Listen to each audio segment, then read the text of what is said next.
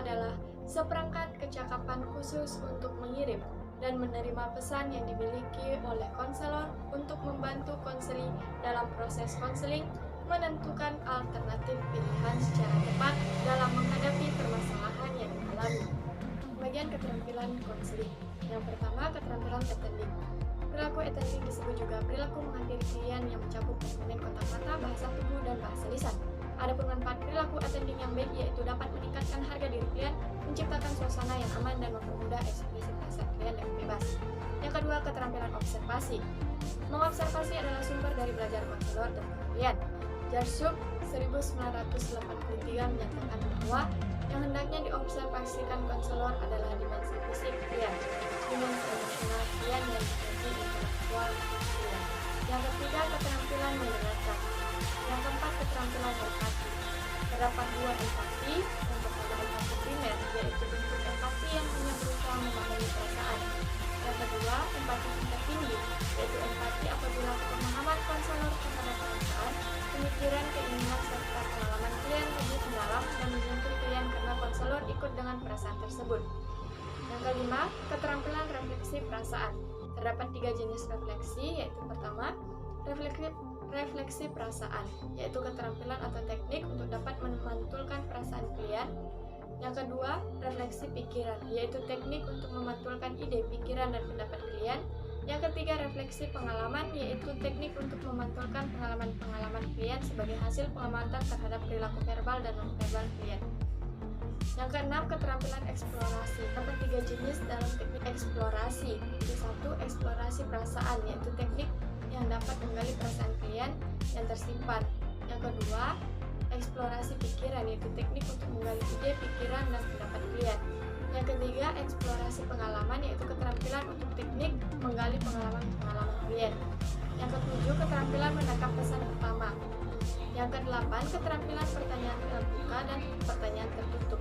Pertanyaan terbuka yaitu teknik untuk memancing klien agar mau berbicara mengungkapkan perasaan, pengalaman, dan pemikirannya. Dapat digunakan teknik pernyataan terbuka. 9. Keterampilan dorongan minimal. Dorongan minimal adalah teknik memberikan suatu dorongan langsung yang singkat terhadap apa yang telah dikemukakan klien. 11. Keterampilan mengarahkan. Mengarahkan yaitu teknik untuk mengajak klien melakukan sesuatu. Yang ke-12, keterampilan mengumpulkan sementara. Sebagian mengumpulkan sementara adalah untuk memberikan kesempatan kepada klien untuk mengambil jelas dari hal yang telah dilakukan. Keterampilan memimpin. Ada pembicaraan dan pengacara konsumen tidak dilakukan sehingga nantinya menjadi tujuan. 14. Keterampilan fokus.